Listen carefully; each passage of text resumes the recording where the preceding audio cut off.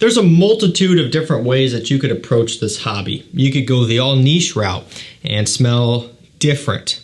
Pretty much guaranteed most of the time if you're choosing the right niche fragrances, right? It's something a lot of people are passionate about.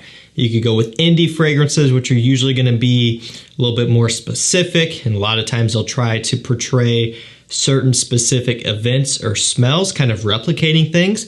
That's another way you could go. You could go with the most likable designers possible to just get feedback, positive feedback on a daily basis all the time. You just want to get compliments. That's a very popular one that a lot of people go down. And you could also go in a direction where you're still choosing typically designer fragrances that will get you positive feedback. However, the main difference is you're not going to smell like those other guys. So I compiled a list of 7 fragrances here that are still going to get you feedback in a positive way. You're still going to get compliments, but you're not going to be smelling like your average Joe. These are going to be for the above average guys who want to take it to the next level. We're not going over entry level scents here, but we're also not going over super hard to pull off niche fragrances either. We're kind of walking a line and balancing this in a way to where we've cultivated a list of fragrances that will have you smelling different, but still smelling good. So I will link these up down below to discounters. Let's dive right in. And I want to start off with Light Blue Forever or Italian Love. So this is going to be a tie. Light Blue Forever or Italian Love by Dolce & Gabbana. Kind of made me chuckle when I was starting this video off because I'm throwing in a light blue flanker. And light blue is definitely a heavily worn men's fragrance. But that just goes to show you just how far these two deviate from that original DNA. It's seriously pretty impressive. So these have so many similarities. They're all about the grapefruit, okay? A very photorealistic grapefruit accord, and you get that immediately. It slaps you in the face. I mean, when you first spray this stuff on, it's go time. It is a very tart, sour, strong, and just hard-hitting grapefruit accord that truly smells great. If you are a citrus lover and you're after that next best thing, you got to check this one out. It's going to put a smile on your face when you first smell it, trust me. And so the only difference between the two is that Italian Love introduces more bergamot into the mix, making it a bit more mass-pleasing overall. So if mass appeal is your #1 goal first and foremost between the two, I would go Italian Love, but Forever is still just as great.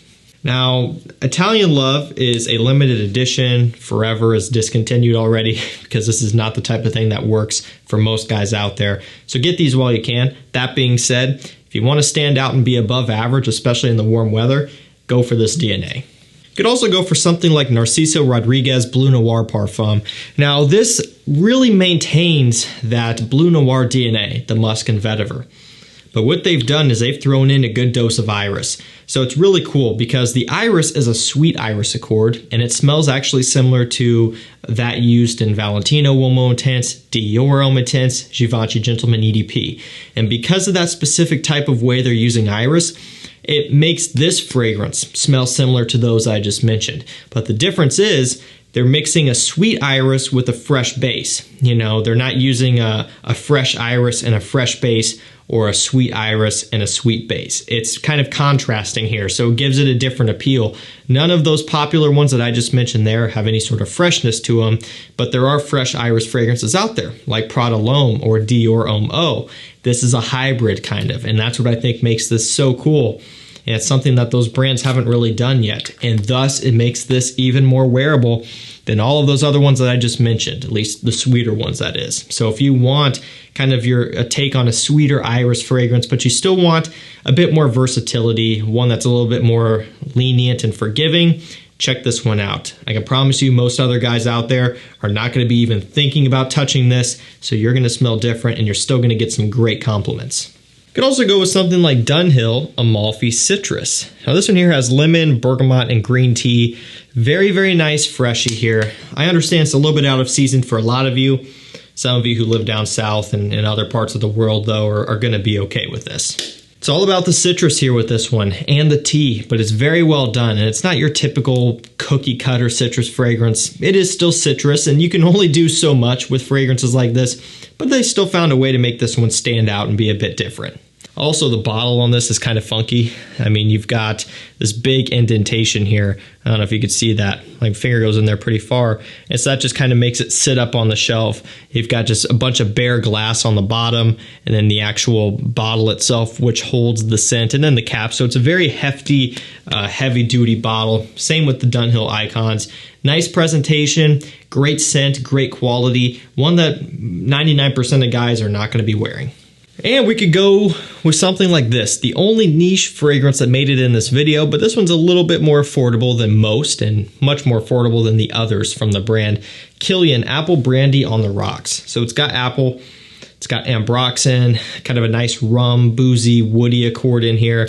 Apple Brandy, the 50 ml PARFUM version over there, or just the one in the original bottle, is one of my favorites of all time. That DNA, the first time I ever smelled it, I was just in shock. And that was at the beginning of my collecting too, when I was just starting to dive into niche. And I'm like, holy crap, there's a whole world ahead of me that I have no idea about.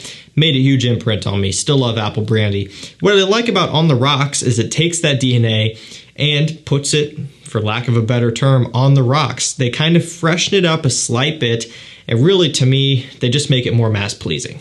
The original was already relatively mass pleasing. I mean, it's a very specific scent. It literally smells like the name, boozy, appley scent. But I don't know, this one just kind of takes it and just makes it a bit lighter and easier to pull off for most people. Much safer this way. And trust me, most guys would smell this and turn their nose up to it and be like, that's not a men's fragrance. That's not anything I want anything to do with. But trust me, you will smell amazing when you walk into a room wearing this one. You can also go for something like this. Most people don't talk about this fragrance or this line in general, the Extreme line from Michael Kors, and this one's going to be Extreme Rush. So I've got this and I've got Extreme Sky. Both are great. This one here focuses heavily on the aromatics. So it's got blood orange, juniper berries, sage, and red thyme. Again, like I said, aromatic city here. So great for fall and spring, kind of the transitional season. So we're right on time for this one. Be great when it's kind of sweatshirt weather and you still want something with a fresher outlook instead of going too sweet yet. You know, if you got one of those days where it's anything like here, where you wake up in the morning and it's 50 degrees, 45, right, kind of chilly. And then later on in the day when you're coming home, it's 70, right? You got a big swing there. This would work great for that time. Doesn't get too sweet to where it's going to warm up a lot towards the end of the day. But ultimately, it's very wearable and very versatile, and also a very safe scent. It's just a nice masculine men's smell that'll work for anything. Talk about smelling original with ENCRE Noir by Lalique. It's a nice $20, $25 scent. This one's on clearance like all the time, and it's all about vetiver. A nice kind of more textured and smoky vetiver. It's not a Tom Ford gray vetiver. It's kind of almost I don't want to say a dirty vetiver. Not so much dirty in this. It is an A La Extreme. That one's got incense and smokiness and a dirty vetiver. This one's still relatively clean and refined, but it's got some bite to it. Still not quite going to be for everybody. But if you like vetiver in multiple different forms, you're just a fan of the note overall like I am, you're really going to appreciate this one. And for the price point, it's pretty astonishing that this one even exists, because the quality, the performance, just the uniqueness of this one for a $20 scent is almost unheard of these days. Last up, we have a brand new, well, not brand new, but a 2022 release, kind of a mid-2022 release, that has already hit discounters for like $29, $30, which is crazy. ROCHAS L'Homme Aromatic Touch. Has apple, olibanum, and patchouli in here.